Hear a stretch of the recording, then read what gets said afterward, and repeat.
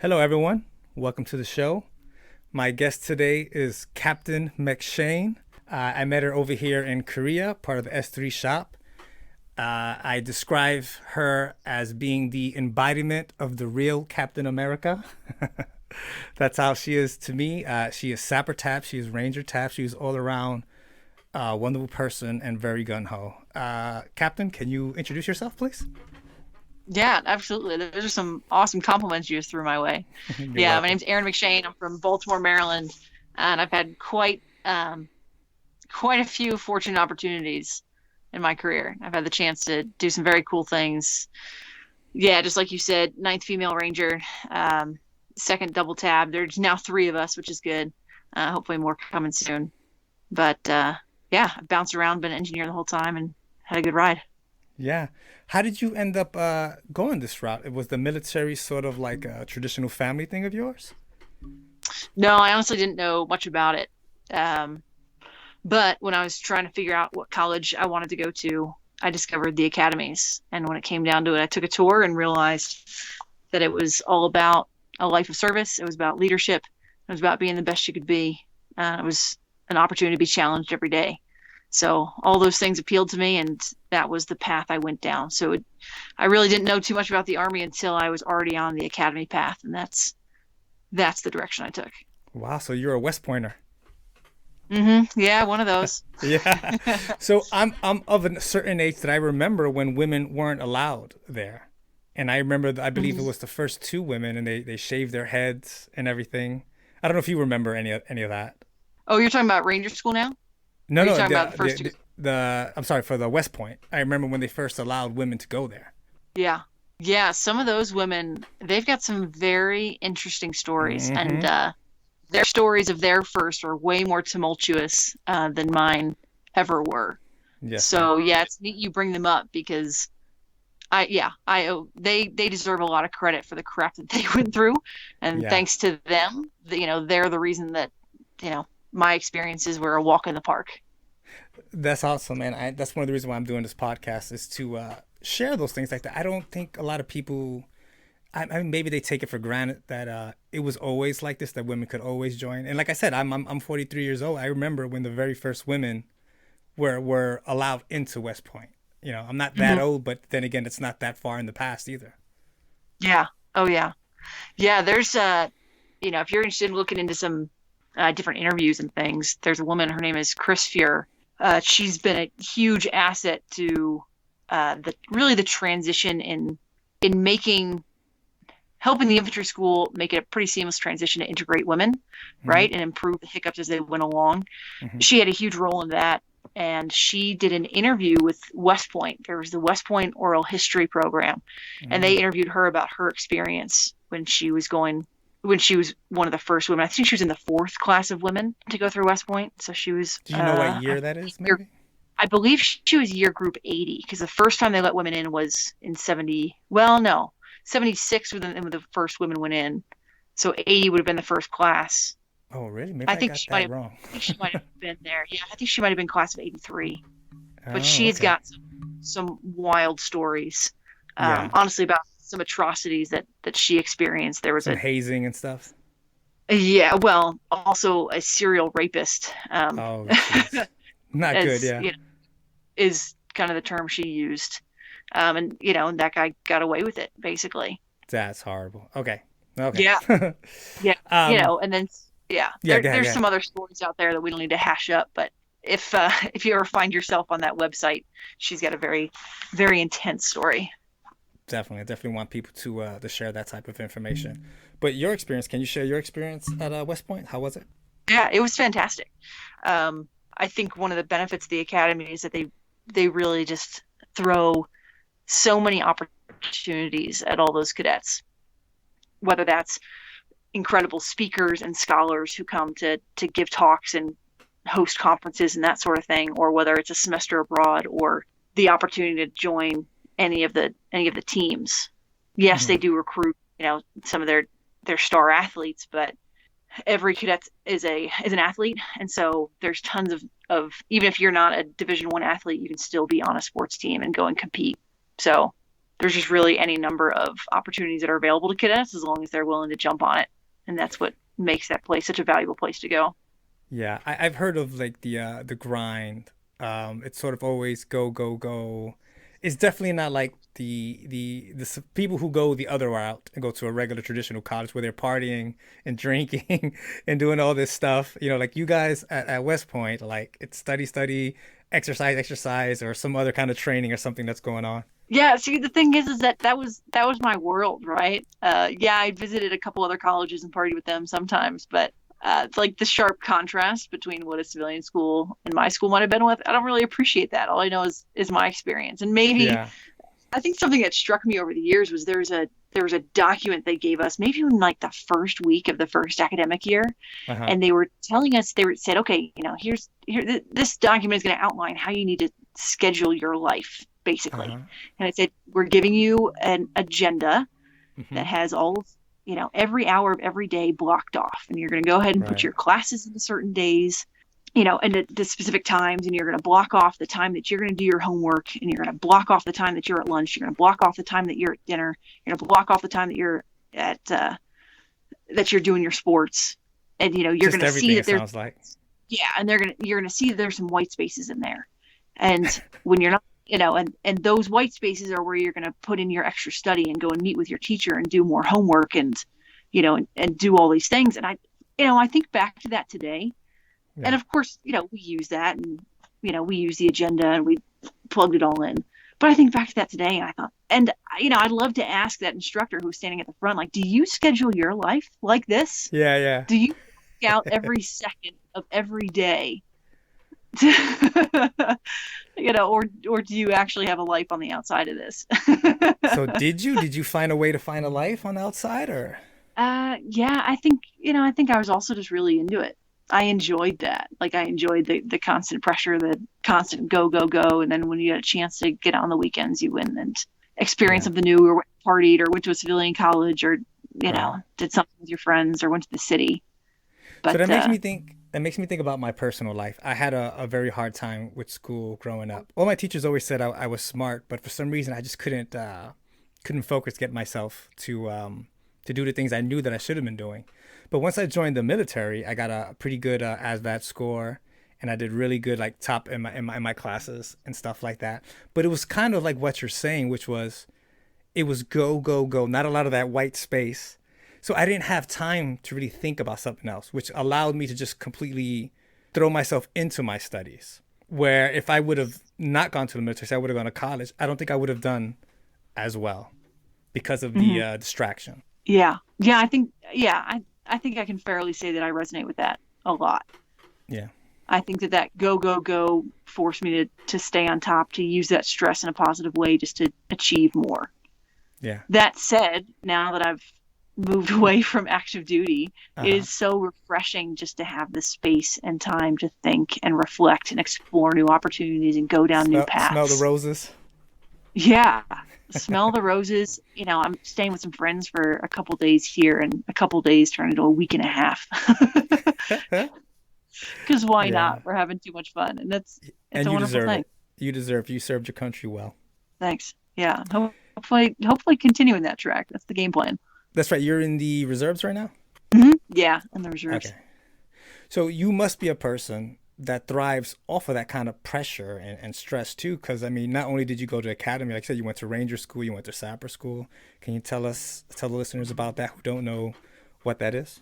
Yeah, absolutely. So Sapper School and Ranger School, they're both tactical and leadership schools. So engineer school, or I'm sorry, Sapper School is the engineer primary leadership school. And so they teach combat engineering. It's divided into two phases. You've got general studies phase, and that's where you're going to be learning about demolition, rappelling, knots, ropes, foreign weapon systems. Then you launch into phase two, which is all tactics. And that's where you're thrown to the field. You're running mission after mission after mission. But the instructors are incredible there. They're, I think back to those instructors, and they are the model in my mind of what a leader, what a soldier should be. Mm. And they truly embody leading from the front. Well, by the time you get to the tactics phase, it's literally walk, crawl, run. You get to see an instructor perform every task that they're expecting you to do, and then Hmm. train the entire group on how to do it well. So they clarify those expectations before going out in the field. And obviously, I'm an engineer, so Sapper School was very powerful and very meaningful for me, and it Yeah, meant a lot it's to a me big to deal. graduate Yeah. there. Yeah, and then Ranger School, that I think that gets me a lot more credit. People are more surprised by that because that's more recently open to women. Oh yeah, that's But right. certainly, that is also a leadership and tactics school. Different people you talk to will say it's either leadership or tactics school, whatever. There's a healthy little debate there. Yeah. But in my mind, it's absolutely both. And similar to phase 2 of Sapper School, it's basically they train you on exactly what they expect when you're running patrols, and then you have 3 separate phases where you're just running patrol after patrol after patrol, and you're changing out leadership, and you're experiencing what it's like when you are running on very little sleep, very little Right. food, and you've got a mission and your buddies to take care of that are way more important than any lack of sleep or lack of food or personal pain that you're going through. Yeah. So It's a both stressful of time. those, yeah, And I think you're being humble a little bit because that's just the kind of person you are. But those are very tough things to do. Like it's not just the training and the stress, like physically hmm demanding. You really have to be physically and mentally fit to do this. This is not for everybody. Not everybody's gonna go through this, let alone once through Sapper School, but then go ahead and go do Ranger School after that. yeah, yeah, and they break you down too. Ranger School more than Sapper School, but yeah, your body physically breaks down when you're draining it as much as you are. So for those who don't know, because I mean this is just audio, you're in great shape. I don't know if I do you ever play sports? I'm guessing you did something. Yeah, yeah, no, absolutely. Thankfully, I've had athletic parents. So my mom grew up a skier. She was from the snow belt in Buffalo, New York, and my dad Oh, played tennis through college. So those were their primary sports, but they always played and hiked and did all that. And us kids did the same thing. And then all the way from when I was a kid up through elementary, middle, high school, I was always playing different sports. So I dabbled. I didn't pick one and just stick to that. I was all over the right. place. So I played tennis, softball, track, cross country, soccer, basketball. I did badminton for a season in high school. That was fun. That's interesting. Yeah. So it sounds like you have a all around, you got a well rounded experience when it comes to sports. But I'm guessing you're a gym rat too, like the weights and stuff like that. Yeah. Yeah. Oh yeah. Yeah. I think first time I got serious about the gym, I think I was introduced to it during track, but then I got serious about it when I realized I was going to go to an academy, and I wanted Yeah. to be more physically fit before I got there. So that's what was my first entry into the gym. And Yeah. then it was a part of the culture once we went to the academy of everybody worked out, everybody went to the gym. I learned what CrossFit was and Right. joined that group for a little bit back in the early days of CrossFit. Yeah. Did you take to that easy? Did lifting weights and getting like building strength and lean muscle mass, was that an easy transition for you or was it kind of difficult? Yeah, I enjoyed it. I don't think I've ever packed on muscle the way I wanted to. No. that's a that's something I hope to tackle this year, is to focus more on the Okay. bodybuilding aspect. Oh But wow. I've always been active. Maybe not as deliberate at times as I could have been in the gym, but I'm Hmm. always in there at least. Well, I know I'd be staying late sometimes working, and you'd come through like in your gym clothes, or you had some kind of weights on you. You were going to ruck or something. You were always you were always staying active for sure. Yeah, no, there was always cool opportunities. That one I was training up for the best sapper competition, which Oh, that's right. unfortunately COVID canceled that one. Damn you, But yeah, COVID. my partner and I were trying to fit in the rucks and fit in the workouts whenever we can. And it was the S3 shop work schedule, which was harder to work around than anyone else's. His schedule's easier to work around than the 3 shops. So we Yeah. figured it out. So for that young girl out there who's considering the military or the army, what would you have to say for that younger person? I'd say get as much exposure as you can. Go and figure out what it's all about. If you've got a family member who's in the military, maybe you can tag along for some sort of, exercise or family day or something where they can see what it's all about. Or if academy is something they want to check out, then there's summer sessions. Anybody who tries to go to an academy, that's the first thing I tell them is around about the junior year for a high schooler, each of the academies runs a summer session where you can go and spend 2 weeks at an academy, and they'll give you a full overview of what it's like to go to school there. And that's a And they don't great hold any exposure. punches back, do they?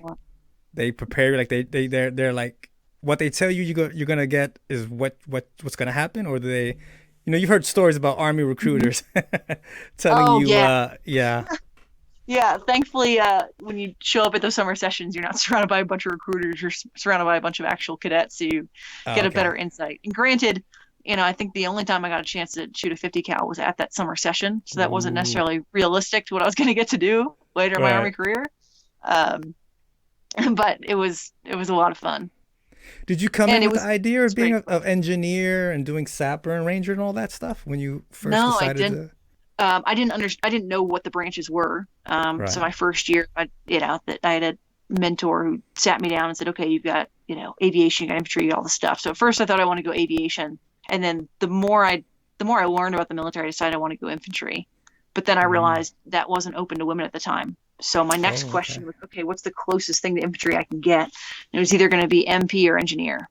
Right. And then I got to go and shadow each of those units, an engineer unit, an MP unit, and actually an MI unit too. And I fell in love with the culture of the engineer unit. Honestly, the sad thing was I was with these MPs, and when I asked the NCOs, how they thought about being an MP, they said, "Oh, it's great. Like, I would never be anything else. Being an MP has been fantastic."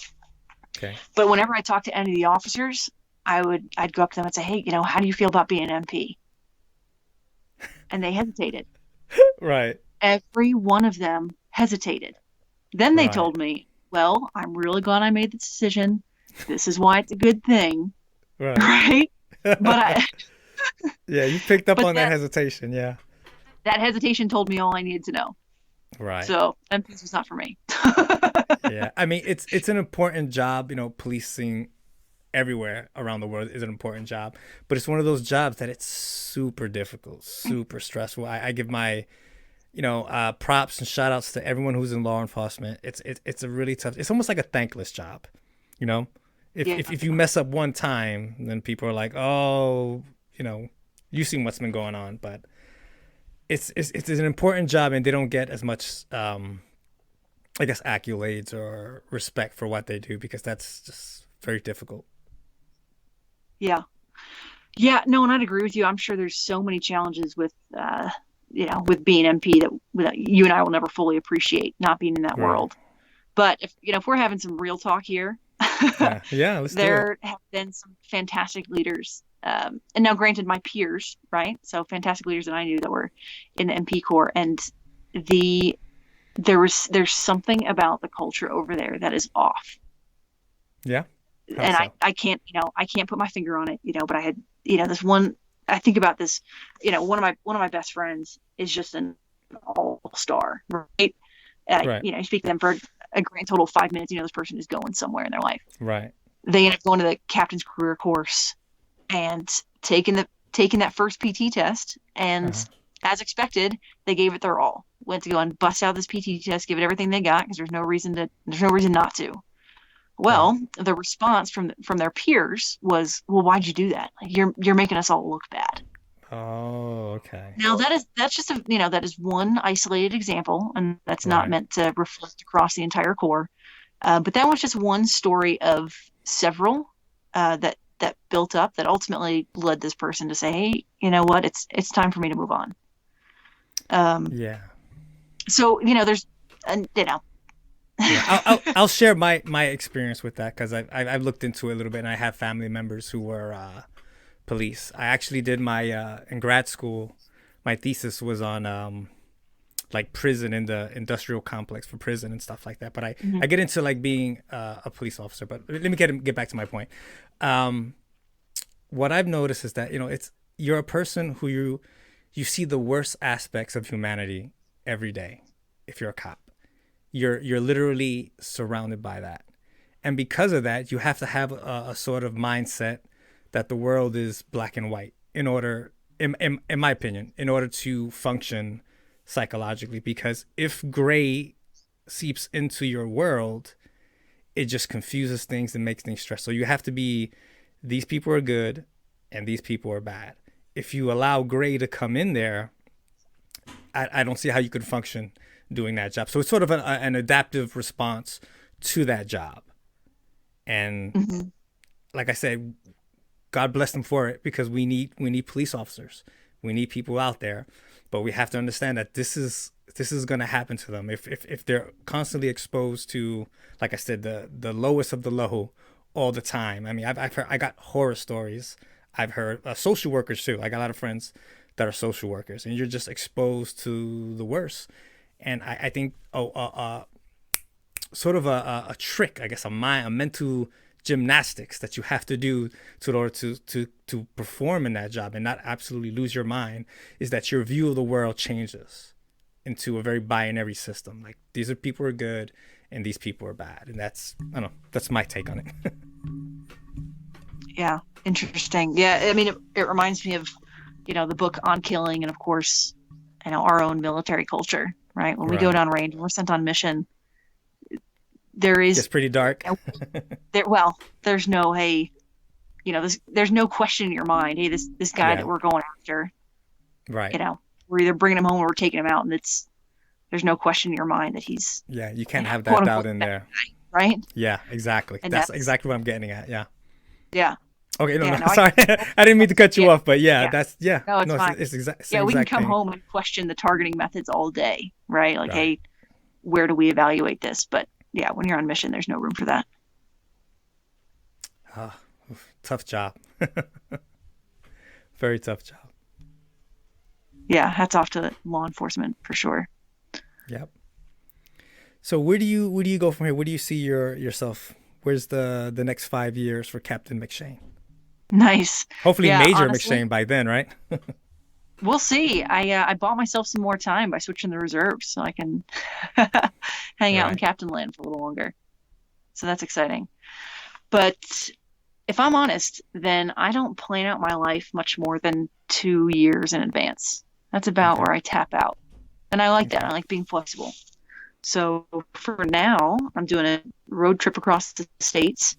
Next year, I plan on going international. So I found a couple ways to get the Army to send me overseas for Nice. some short exercises. And then from there, I want to use that as a launching point. Ideally, COVID will have, at least our fear of it will have dissipated a little bit to where some Right. countries will open their borders. But if not, I'll find a country, or I'll find some cheap flight somewhere that I only need a COVID test to get in. And then Yeah. ideally I'll spend, 3 months there learning the culture, learning the language, living a new life. And then if I like it, I'll stay longer. And if not, I'll pick up and go to the next place. But I've had a dream of vagabonding around the world and Yeah. spending a couple of years doing that. I've had that dream for years and years, and now it's finally time to tackle it. So A lot of it's people game. get that itch. Why do you think that is so appealing to go ahead and backpack or travel around? Hmm. Yeah, I'm not sure. I'm not sure really. I mean, for me, it's always been kind of a part of it. Luckily, I've had a chance to travel with my family growing up, and I've valued those experiences so much that I just want more of it. That's it. So there's something right about it.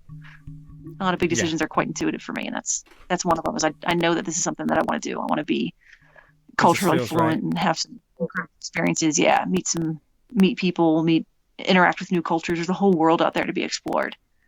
What would I be doing if I just stayed stayed in one spot for too long? Definitely. Like, why limit yourself to just one little section of the world when it's almost endless? Yeah, yeah, exactly. Get yourself out of your comfort zone. That's where growth happens. Yeah, and I think there's something about traveling and going into the unknown that it's sort of like a soul searching kind of experience Mm. too. And at least I know I've found that for me. Yeah, yeah, certainly. Yeah, I think I'll So, discover some things while I'm out there, but I don't know. I guess I just feel a little differently about it, right? Like I don't feel like I need to find anything. I think I've found myself already uh-huh. in the sense that I've found this is exactly what I want to do. Yeah. Yeah, I don't know where you're going or what you're interested in, but I just know you're going to get there. I just know Yeah, yeah. Well, you're that thanks. kind of person, and you're going to get Yeah, I there and you're going to appreciate do that. something great. Yeah, and if we took it like a bit further past this world travel experience, I want to find a way to provide a lot of value in this world, right? Hmm. And Yeah. so a lot of us are searching for that. Where do our skills, interests, and experiences and passions all align to that where we Yeah. can provide maximum value? So I don't know where that is yet, but I think this travel piece is the next step on that journey. There you go. All right, I'm going to give you a board question. I like Okay, asking higher ups about this. Um, cool. what is leadership in your definition? Oh man, like Sorry. the automatic army answer just comes straight to mind, No, Provide don't purpose, do it. direction, Don't give me motivation. that. Done. No, don't Answer. do it. Open the book. It's there. Yeah. So for me, it's influence. Okay. That's it, right? That's So it. we can easily look at military movies, right? We can look at the media and we can think about being in charge of something, having responsibility over a lot of people. A lot of times that's conflated with leadership, right? Right. Right. But I look at somebody like Marie Kondo, right? Do you know who Marie Kondo is? No, I don't think so. No. She's got a Netflix series now. She's got a book out there called The Life-Changing Magic of Tidying Up. Okay. She literally teaches people how to tidy up their homes once and forever, right? How do you go through all of your belongings, decide what you want in your life, and discard the things that don't matter to where you That's can valuable. organize your life, basically, right? Well, the thing is, she changes people's lives in Yeah. a big way. She helps people it's a metaphor for life. Not only do Hmm. they organize their homes, but now they're deliberate about what they want in their life and choosing that, right? Like how interesting that she proposes a method for cleaning your house that then helps you improve your whole life, Hmm. simplify your environment, simplify your brain space. When she came out with that Netflix series, right? She's got 8 episodes on Netflix. When that came out, there was an article in the New York Times saying that most of the consignment shops, the Goodwills, the local thrift stores were too full to accept more items because people were watching this damn Marie Kondo Wow. show, getting rid of their stuff, and these consignment shops couldn't handle all of it at once. Right? Like that's influence, that's leadership, and she's helping so Yeah. many people that she'll never meet, she'll never know, but she's helping them to live a better life. How powerful is that? That's awesome. But I also think that speaks to finding your path or finding some sort of meaning and purpose in your life. Mm-hmm. And when someone is inspired, because the way the human brain is set up, where we're empathetic creatures, that when you see someone laugh, you want to laugh. If you see someone sad, it brings you sad. So if you see someone who's on their right path and they're inspired and motivated, that spreads. Yeah. Yeah, absolutely. Yeah, it's pretty powerful. Yeah, I can't see you being, or not you particularly, anyone being a really great leader who's doing a job that they don't agree with, they're not happy with, and they just don't believe in the purpose of it or whatever. Like it's gonna come through. I can't see you being able to fake it that kind of way. Yeah. So what about you? What's your definition of leadership? Um, I don't know if you read before we left. They asked me that question for the little magazine that we had over there. But my definition of leadership is I agree with you. Like you have to be able to motivate. You have to be able to influence people. But my idea of leadership is I'm not there. I'm letting you take the reins. I'm letting you learn to lead by leading.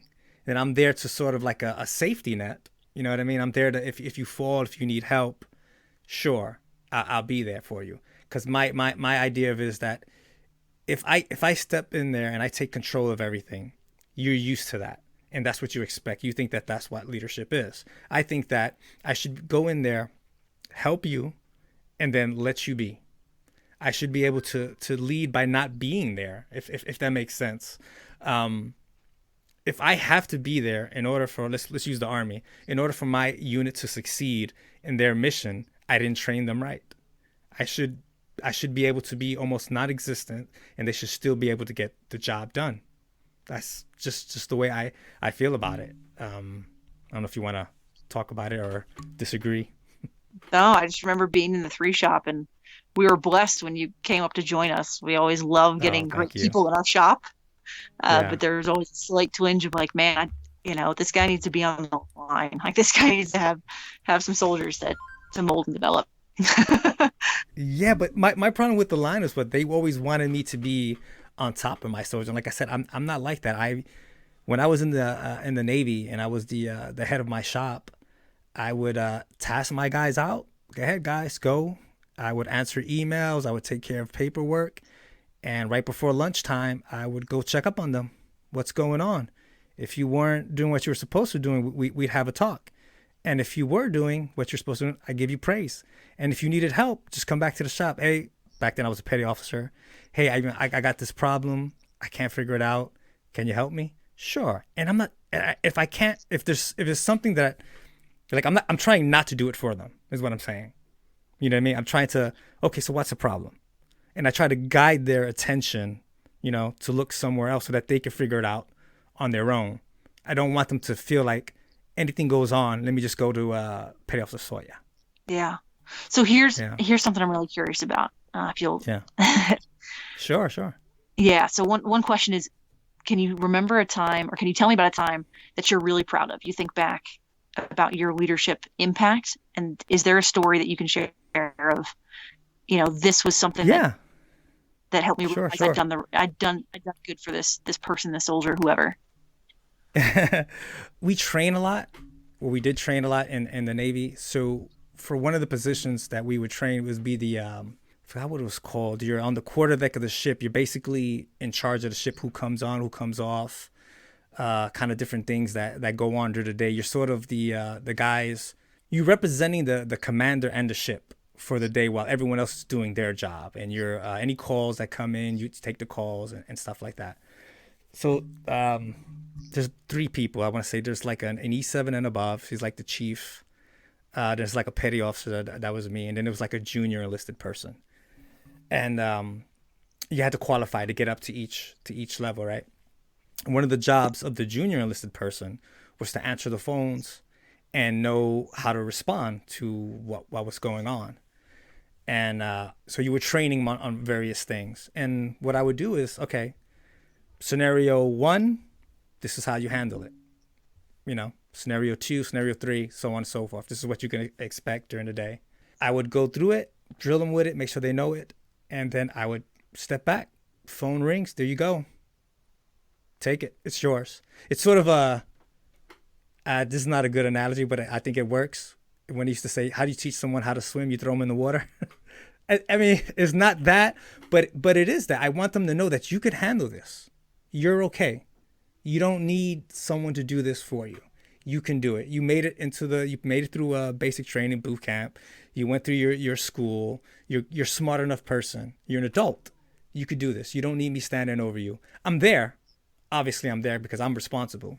But, whatever the situation is, hey, petty officer, I had this thing going on. Like I said, what do I do? Well, what do you think you should do?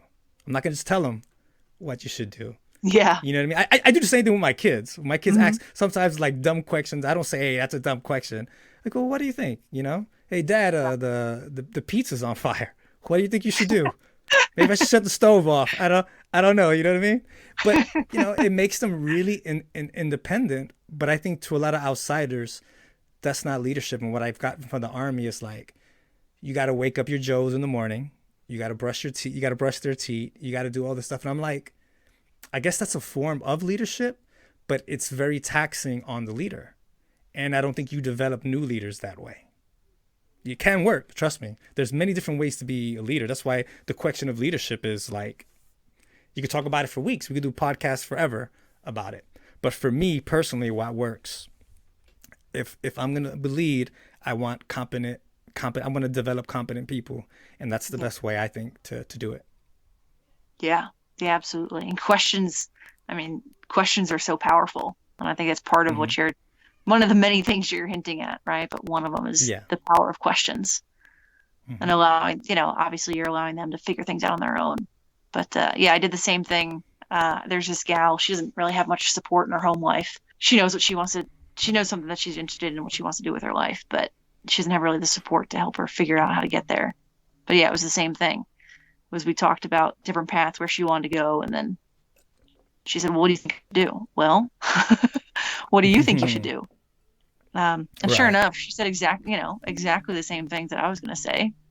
go Hmm. and talk to this person, that person, the other thing. But the fact that she came up with it, just like you said, Yeah, yeah. they've got the I reins. I was a psychotherapist for a little bit before, well, an intern psychotherapist before I came into the army, and that was one of the big things. Is like you don't tell people what to do with their life because then, I mean, they're not autonomous, right? They're like robots. So tell me what to do, I do it. You know what I mean? Like you want people to come to you who need help. You provide them with some structures, some boundaries, but you want to make people who can function on their own. They don't need to be in therapy for the rest of their life. Intern psychotherapist, that must have been fascinating. It was for a while, and then it ran its course. Fair enough. Yeah. Yeah, I think, yeah, questions in general are powerful. We're all, it's pretty easy for all of us to give advice, right? Advice Hmm. giving is pretty simple. Hey, I think you should do this. This is what my thought is. But truly And it developing doesn't other cost people. you anything, too. If you give someone advice like, Well, yeah, I think you should go work out 10 hours a day, and if it doesn't work out for them, you lose nothing. yeah, yeah, Yeah. absolutely. But sometimes those aren't even related to, what they're actually trying to ask, what they're actually trying to get No, at. you're right. Yeah. Yeah, but like asking, understanding the right questions to ask in the right time and being present with people to help guide them and help them explore topics and really decide things on their own. A Yes. revelation that somebody comes to of their own accord is always going to resonate with them way more than anything anybody ever told them. Yes, ma'am. Thank you so much, Captain, for coming on my show. Let's do this again sometime soon. Yeah, that would be great. Great talking to you again. Great seeing you again. You too, ma'am.